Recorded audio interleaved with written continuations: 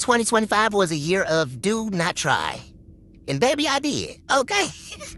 Hey boo things, how are y'all doing? It is currently January 12th, 2026. Happy New Year, y'all. So today's video is going to be just an update, a brief update of where I've been mentally, physically, emotionally, spiritually, socially, all of that. Like, let's get tapped in. Y'all already know 2025 was busy. 2025 was so busy. And for those who don't know, at the end of 2024, I was in a space where I wanted to sign my name on the dotted line. I wanted to get up out of here. It didn't make sense for me to be going through all this turmoil and all this mental, spiritual warfare. I didn't understand it, didn't care for it, didn't want to do it, didn't feel like being a pawn on a game board anymore. And so I made my decision in December 2024 that I am going to live in 2025. Meaning, since I didn't take my life in 2024, let's see what living actually looks like. Let's try, right? In 2025, I can proudly say was literally one of my favorite and best years of my entire life, because I've done everything that I've ever wanted to do. As far as if I said I wanted to do it, I did it. In 2025, went out the country to Jamaica and opened up a couple more businesses as far as like Etsy shops and things like that, and I sang on a song on Apple Music and things like that. Like, I've done so much in 2025. A video went viral, hit 3.69 or 3.6 million people or views or whatever. So at this point, I've done so much. However, one thing that I did notice was in December, when everything started slowing down a bit, I noticed that I did so much in 2025, but financially, it looked like I did absolutely nothing. And that was probably the hardest thing for me to grasp, because it felt like, what's the point, you know? However, I realized like it was the best year I've ever had and the most money I've never had as well. Like, I was able to go on all these trips and have all of these experiences, post majority of them, and do a lot for social media and things like that. But financially, I was not where I wanted to be. So I came to the conclusion that 2025 was one of those years where I sacrificed finances for experiences. And I don't have any regrets. I don't have any regrets. And for those who don't know me, again, I am 30 years old living with my parents. I moved back in during COVID from living on my own with my sister in Atlanta. We moved back in during June 2020. COVID started March 2020. We moved in June. And then I've had jobs on and off where I was able to move out, and then I moved right back in, especially during this time of full-time entrepreneurship. Last year was my first full year of doing entrepreneurship, and even though it looked like I made no money, my business sustained me, right? So I have to give kudos to my business for that. I've done a lot of collabs with different organizations and different businesses and different small business owners. And so last year was one for the books, right? And so this year I'm taking things on a kind of different approach, right? Because one thing I want people to learn from me and to use from me is the fact that I want y'all to live. Like, I've been in such a space where I've been on autopilot. I've been just existing and not paying attention to the fact that, no, I need to practice my free will a little bit more. In 2025, I practiced my free will until the wheels fell off, babes. I practiced it consistently, and I loved that for me. But I also learned that there were a lot of lifestyles that God didn't want me a part of, which is totally fine. And I separated myself when I realized this is not the lifestyle I wanted. It was a lot of drinking and a lot of just going out to eat, a lot of spending what I didn't have and things like that. And I just didn't like the capacity that it put me in. It was like I hate to say it like this because I'm not that spiritual and Christian based, but it was a very sinful place that I was heading towards if I kept going in the direction that I was going in. And it wasn't like a guilt thing. It was like, I was recording a lot of these things and I seen this side of me that I was like, that girl can come out every once in a while, but to bring her out every single weekend all the time, I can't do. No, we're not doing that. we're not doing it. Like, and so I didn't like that side of me. And so basically this year I am going to take the approach of, let's come up with a plan. Okay, just a little bit, because I don't do too well with plans. I'm learning it about myself, but I want to make sure I honor something that I present for myself. So if I say that today is going to be a day that I create, then let me create what I want to create. That's creating videos, that's creating content, doing a content calendar or something like that, just to keep me on track. And so ultimately last year was a stick to the mood and not the plan kind of year. And this year is going to remain that. Stick to the mood and not the plan. I am a highly emotional, intelligent being, right?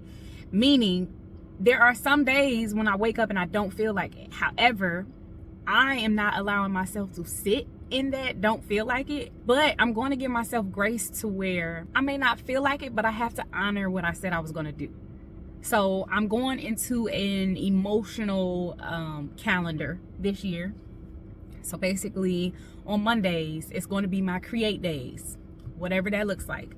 And so I'm going to go through those basics specifically in another video, because I don't want to spend too much time talking about that. But this year, I want to honor my emotions, but I don't want to give them too much power, because I'm learning that my imaginations run wild, which is a great thing. However, my body has been holding on to a lot of the stress that I feel from other people. So I'm an empath, highly emotionally intelligent being. And so I feel when other people are sad and things like that, but this is like to an extreme. And so I want to make sure I'm not harnessing other people's emotions and stories and baggage. I want to make sure I find healthy ways to release that. And so I'm getting back into recording. I'm also trying to see what other ways that I can live and not exist on a free basis, like, you know, going to the library more instead of staying, you know, in the house and working in the offices or whatever. But it's just like, I want to continue practicing my free will and continue not spending money that I don't have. So it's going to be a little more controlled this year, a little more focused this year, a little more of a plan this year, because 2025 was a year of do not try. And baby, I did. Okay. Baby, I did. 2025 was one of those years where I did 2 30-day challenges on YouTube where I was posting consistently every day for 30 days. One was with my sister, our podcast, Life with C and Ari. Another one was on this channel, 30 days, Why Not Bloom Challenge. I also did like a fast, you know, for 30 days or 45 days, 40 days, because day 41 is when things start shifting. So it was a 40-day, intentional 40-day fast. And so I've done so much, and I want to make sure that I'm still intentional and not just like being stuck in my head. I did so much from January to November that in December I crashed a little bit, because one, I was doing the journal with me, the self-care Sunday journals, and I wasn't getting a lot of feedback from that, and it became redundant. It became too much for my soul, and I didn't want to do it anymore. And I said, well, don't. See how you feel about not doing it. And it kind of irritated me, because I felt like I wasn't being a woman of my word. I told you I was going to take you all through this journey where showing you all what journaling looks like every Sunday for the rest of the year. And I didn't do that. But did life move on? It did. And so I had to be okay with that as well. However, the reason why I really didn't continue, I didn't want to do it, but really didn't continue, was because at that moment I realized, yeah, I didn't make a lot of money this year. Okay, so now I'm in a pickle. Okay, I'm in between a rock and a hard place. Like, financially, money was looking tough. And so I ended up going on a vacation with my family. We chose a trip instead of Christmas gifts, which was amazing. We ended up going to Myrtle Beach, and we did a resort. This resort felt like a retreat I never knew I needed, y'all. It was one of the most just like perfect experiences I could have ever had. We went to Myrtle Beach, and Myrtle Beach, compared to Illinois, was like 30 degrees warmer. It wasn't hot. They had heated pools, okay? And then they had a jacuzzi or jacuzzis. And at one point I went out in like 50-degree weather and got in the jacuzzi and kept going in between the pool and the jacuzzi because it was getting too hot. I was getting a little cold, but it was a great experience. I played pickleball, or I could have played pickleball. I was supposed to play pickleball. I played shuffleboard with my dad, played basketball with him. We played mini golf. My family and I did mini golf. We did a mystery game with a whole lot of strangers trying to figure out who killed who. And it was like everything I needed. I needed a moment away from social media. I needed a moment to where I had to lock in and be present. There was a woman that at an event that I was a vendor at for my business, Glow with Flow, and she said, be where your feet are. So in December, because we were gone for a whole week, in December, I was able to turn my phone off. I was on D&D for at least 3 weeks, turned my phone off, and I was able to be where my feet were. Because I had my days where some days I didn't want to speak, some days I didn't want to talk. I tried to handle that before the trip, because I'm like, we get in the car, it's gonna be a road trip. But there were so many things that were attacking me spiritually that I couldn't understand it. I was experiencing a lot of fear. For example, we were driving this big old truck.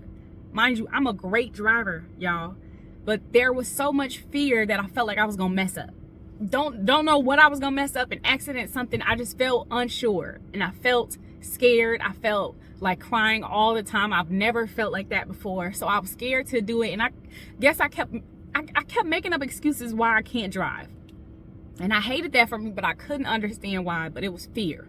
Okay, it was fear. I felt clumsy. I felt discombobulated. I kept feeling like I was about to pass out. Kept feeling like my brain was foggy.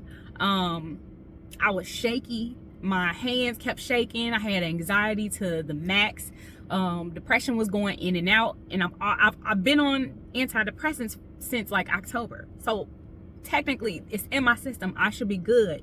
Wrong. Something was different this time around. And mind you, I know when I'm getting into patterns when it comes down to the anxiety, depression, and things like that. And also, I knew, winter blues and things like that. But this was different.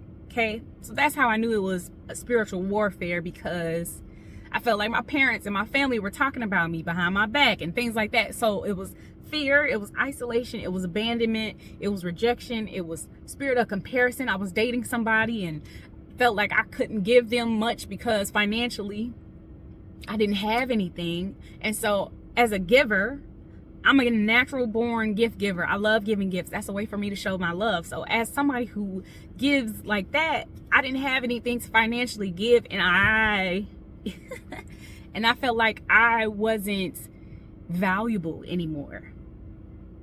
And I felt like I didn't have anything to give. And that sent me down a spiral with him, and we kept getting into arguments. So every little piece of my life was like breaking up at one time, and I had to just sit. And that's why phone went on D&D, and I had to sit down and just be like, no expectations, no nothing, just be.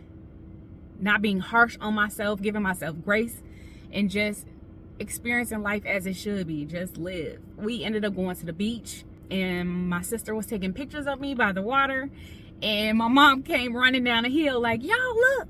And it ended up being dolphins, right? Dolphins. I'm talking about so close. If the water was warmer, I probably would have touched a dolphin, because I would have been in the water like up to my chest. If the water was really warm, I would have been in the water up to my chest. The dolphins were so close that it looked like, how in the world? I didn't even know they came to the shore like that, like came that close to the shore. It was crazy. And so I think that was like a sign from God saying that you're literally right where I need you. All y'all are right where I need you, my entire family. So we sat there, we prayed on the beach, and God just showed himself that entire trip. Financially, as a unit, I don't think any of us are where we want to be. None of us are where we want to be. But we ended up having a great trip, and it was exactly what we needed to celebrate Christmas and to kind of start bringing in the new year, right? And so one thing I've gotten into the rhythm of understanding is the fact that there are two things to be true, okay? The enemy can never take away what's yours, right? If God said it, it's done. It's set in stone. But number two, when he starts attacking, when the enemy starts attacking, that also means that he knows something that you don't. That means you're getting close to something. And when I felt that, I I was annoyed because you do not have to attack me like this, one. But then it was also like, I should be looking at this like what an honor it is to be on his hit list, because he knows something I don't. I am so close to something. So what am I close to? Because a breakthrough for me would look like money flowing in from left, right, back, front, side, diagonally, money flowing in easily and effortlessly. That's what a breakthrough would look like for me right now. A breakthrough for me right now is getting into a mindset where I don't know how this is going to happen, but I know that God is going to make it happen because he said he's going to make it happen. So people talk about the faith of a mustard seed, but someone, I can't think of her name, but she literally talked about how a mustard seed, yes, is very small. However, the roots of a mustard, is it a tree? The roots are wide and many and plenty. So basically it's saying, yes, all you need is a little bit of faith, but your faith has to be so firm and so planted that it cannot move, it cannot shake during times of, what the hell is this called? During times of trouble. Like, you have to be so set in stone that you not moving, firm, planted. Nah, God, I know God is going to work this out for me. And so at this point, I'm getting to a space financially where I was on a $1 a month membership and they said, we cannot process this payment. I am officially exceeding the limit and over the limit for 3 of my credit cards. 3 out of 3 that I have. And I have $20 in cash, $6 in my checking account, $21 in my high yield savings account. So altogether I have $47 to my name.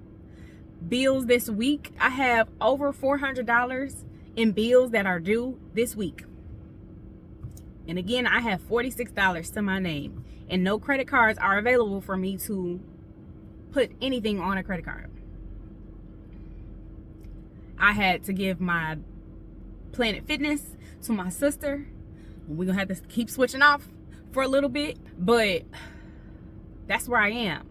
And for the longest, my anxiety has been so high that I haven't been able to process what's been going on. And for starters, I'm not trying to get into a job, because when you get into a job based on desperation, it ends up being the worst job you've ever had. Trust me, I've done it twice. Stayed in one for 5 months and ended up in a hospital because I had a panic attack and didn't know what was going on. And then the second one, I ended up staying for 2.5 years and ended up getting into debt because I was spending money as a coping mechanism. That was the worst job I could have ever had. It was the easiest but worst job I could have ever had because a whole bunch of other stuff. And so it was hard on my mental, okay? And so I don't want to just hop into something over money, because then that's me worshiping money and not me trusting God to work it out. And if he sustained my business Global Flow for this long, why wouldn't he sustain it moving forward? You know, if I actually give my all to somebody who can fix this. God is somebody who can literally turn this around in less than an hour. I can get a phone call right now. God can turn this around right now in less than 30 seconds, in less than 1 second. And so my mindset now is, why wouldn't I trust somebody who can actually handle the situation? I'm not trusting man. I'm saying I'm trusting somebody who can literally turn this around in seconds. And so that's what I'm gonna do. I'm gonna go off of that. And so financially, this is the worst I've ever been. I am at my lowest, and for some reason I'm on my way to having the most hope I've ever had. I'm not saying this to discourage anyone. I'm not saying this to have y'all be pity me, woe is me. I'm saying this to let y'all know that all these content creators, child, baby, I salute them, because this is a lifelong game. This is not a quick, let me make this quick 1,000 real quick. No, this is I'm making videos and don't even know if I'm gonna get monetized type stuff. But God said, give me one more chance. Try me one more time. And this is me trying him one more time. So I am excited to see what God has for me, what God has in store for me in 2026. This is going to be a year that is going to be better than 2025. I do believe that, because financially it's going to match what I've been experiencing. My finances are going to finally match my experiences, and I'm 10 toes ready for that. I'm also looking into relationships, trying to figure out if I want to start that, but that's a whole nother thing. But I would love to be more romanticized a little bit more in 2026, so we're gonna see about that. But anyway, that's my quick little update. Don't even worry about it. I will come back here with more tea, more details. Y'all know me, y'all know I get busy, okay? And I just pray that 2026 gives us everything we need, gives us everything our hearts desire. I hope that we live our best life and we don't exist. We are no longer in the passenger side of our best friend's ride. We are actually taking the wheel and driving it, okay? I hope we are taking control of our lives, and I pray that we got this in a bag, okay? I love y'all. I appreciate y'all so much, and I'll see y'all in the next video. Peace.